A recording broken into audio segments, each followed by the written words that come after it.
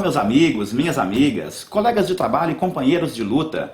Um grande abraço a todos vocês que acompanham, a partir de agora, o meu, o seu, o nosso Educa Show, o primeiro e único programa dos trabalhadores da Rede Municipal de Educação de Goiânia.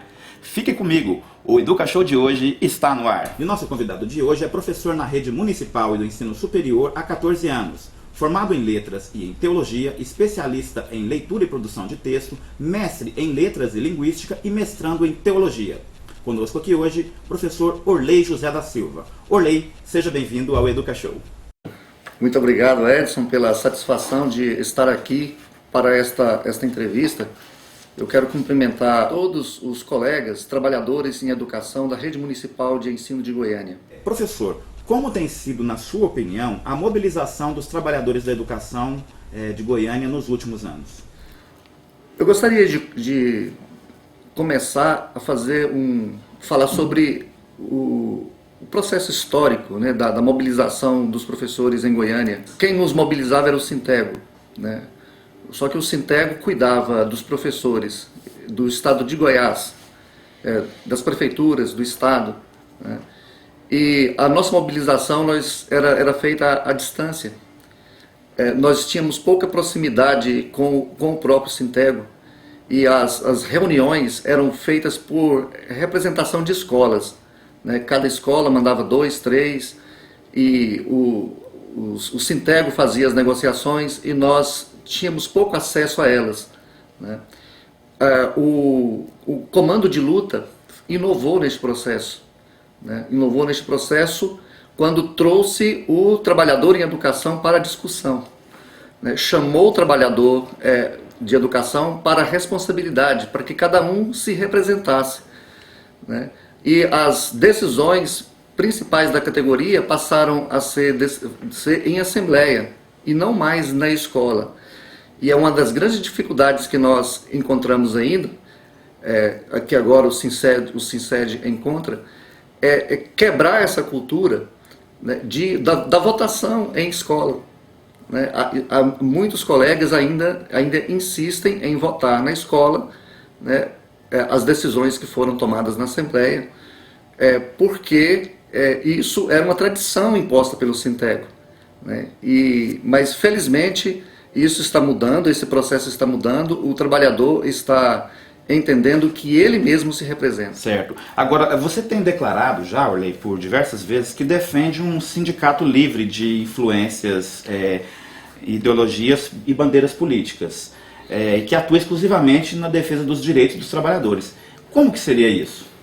Edson, isso sim seria um sindicalismo novo no Brasil. Nós não temos esse sindicalismo ainda. O nosso sindicalismo, ele é atrelado às mais diversas bandeiras. Fazer um sindicalismo só para a pauta trabalhista, isto sim seria um sindicalismo novo, né? Inclusive, eu considero até que um dos motivos que os sindicatos têm se perdido ao longo do caminho é por eles terem abraçado diversas bandeiras, né, e depois essas bandeiras tornam-se até prioritárias para eles, e eles esquecem a pauta trabalhista. Este é o primeiro motivo, tá certo? Então, essa seria uma inovação, um sonho que eu tinha para o sindicato da Prefeitura de Goiânia, né, que cuidasse apenas da pauta trabalhista. Este é o primeiro aspecto. O segundo aspecto é que as bandeiras nem sempre são de acordo comum, né? As bandeiras que são levantadas, elas dividem o grupo. A pauta das reivindicações, as necessidades trabalhistas unem a categoria, mas as bandeiras que o grupo levanta, essas bandeiras dividem a categoria. Eu mesmo me sinto bastante entristecido quando eu vejo nas ruas e nas praças de Goiânia a bandeira do Sintego estendida, a bandeira do Sinced, no caso, estendida em causas que eu não apoio. E eu falo assim, poxa, eu sou um trabalhador da Prefeitura de Goiânia, né? O Sinced me representa, só que aquela causa não é a minha causa, tá certo? E eu imagino que muitos pensam assim, como eu, tá certo? Então eu acho que Se o sindicalismo se dedicasse apenas à pauta trabalhista, né, com o mesmo empenho, com a mesma dedicação, né, com a mesma paixão, tá certo? Agora, e no dia a dia mesmo da escola, na realidade de cada educador, como você analisa a questão dos professores, assim, como que eles têm lidado com suas ideologias, as suas visões de mundo, no relacionamento específico ali do cotidiano mesmo, em sala de aula, com os alunos? Eu tenho defendido a ideia contrária à doutrinação política e ideológica em sala de aula, Edson. Eu acho que isso não deve acontecer, né? Nem por parte da escola, e tem acontecido.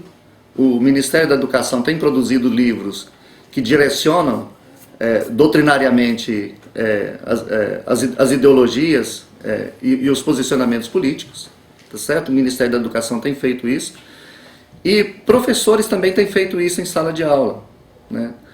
Tem tentado converter o aluno para o seu posicionamento político, para a sua visão de mundo, né? Desrespeitando os valores que esse aluno traz de casa. E a LDB diz que nós temos que respeitar os valores culturais, as crenças, as crenças religiosas, as crenças políticas, os valores morais, éticos, que esse aluno traz de casa, né? E muitos professores, muitos de nós, professores, mesmo, e alguns até sabendo do posicionamento do aluno e da família, eles fazem de propósito, né, e doutrinam de propósito e falsamente tem essa impressão de que está trabalhando uma educação crítica e reflexiva. Eu não considero que doutrinar politicamente, ideologicamente, seja promover uma educação crítica e reflexiva. Mas até que ponto, professor, por exemplo, outros doutrinamentos, o filosófico, o religioso, por exemplo, principalmente numa escola que é laica, num estado que é laico, ele também não é problemático para o aluno, para o ensino como um todo? A doutrinação, eu defendo a ausência de doutrinação em todos os aspectos. Isso não quer dizer que o professor seja neutro e que a escola seja neutra. Sim. Entendeu? O professor em sala de aula, ele tem os seus valores, né? Eu, por exemplo, eu tenho os meus valores, eu tenho as minhas crenças, eu tenho as minhas convicções políticas e filosóficas, tá certo? Agora eu tenho que saber até onde posso ir, sabe? Eu tenho que conhecer os meus alunos e respeitar a visão política e ideológica do meu aluno, da família dele, tá certo? Eu tenho que ter esse princípio ético, esse senso de responsabilidade. Tá certo? Uma escola laica é uma escola que não prega a religião, mas também não prega a religião, a religiosidade. Esse é o princípio do laicismo. Sabe? É não pregar a religião e não pregar contra a religião também. Sabe? Aí muitos confundem, acham que confundem esse termo laico, né, e quer desconstruir a religiosidade, por exemplo, dos alunos, dos seus alunos, né? Se fala de religião, não pode porque é laico, mas se fala contra a religião, pode porque é laico. Não pode também, tá certo? O Estado não pode se interferir nisso, e nós somos agentes do Estado, né? O professor é um agente do Estado. Nós somos representantes do Estado ali em sala de aula. E nós temos que ser neutro. E temos que respeitar a visão de mundo de cada um dos nossos alunos. Então a questão o professor, então o educador, na sua opinião, essa seria a postura mais adequada assim, para uma formação plena mesmo do cidadão? A neutralidade, um posicionamento mais ausente mesmo de qualquer perspectiva política, ideológica, seria essa mais ou menos a postura de cada educador?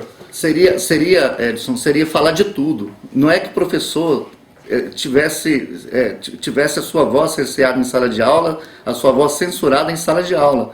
Não, ele pode falar de tudo com os alunos, certo? Agora, o que ele não pode fazer é tomar partido, entendeu? Olha, eu sou socialista, eu acredito no mundo socialista, então eu vou denegrir, por exemplo, o capitalismo. Ou senão eu sou capitalista, certo? E vou denegrir menosprezar, por exemplo, o socialismo. Eu tenho que apresentar com honestidade os dois lados, as duas visões, certo? E colocar o aluno para pensar. Deixa o aluno decidir. Deixa o aluno decidir, sabe? Eu não posso decidir por este aluno, eu não posso influenciar este aluno, certo? Esse tem sido o problema, tá certo? Ao tentar influenciar o aluno, eu estou desrespeitando este aluno. Desrespeitando esse aluno, desrespeitando a sua família, os valores que ele tem. Tá certo? Eu tenho que fazer como professor, instigar esse aluno a pensar que há várias formas de ler a vida, de ler o mundo, sabe? Não é só a minha, certo? E os alunos conhecem o professor, os alunos conhecem a posição religiosa, filosófica, política do professor, os alunos conhecem, os alunos sabem. Certo? Mas os alunos também sabem quando o professor está direcionando essa formação ou não. Tá certo. Professor, muito obrigado pela oportunidade desse papo descontraído. É uma satisfação recebê-lo aqui. Sempre que quiser, seja bem-vindo ao EducaShow. A alegria minha, a satisfação também. E eu espero, de alguma forma, ter contribuído, né, para a reflexão dos colegas acerca deste assunto. Tá muito certo. Obrigado, Edson. E, mais uma vez, eu parabenizo ao Sinced pelo EducaShow, sabe? É extraordinário. Tá certo. Muito obrigado. É isso aí. O EducaShow de hoje termina por aqui. A todos um grande abraço e até o nosso próximo encontro.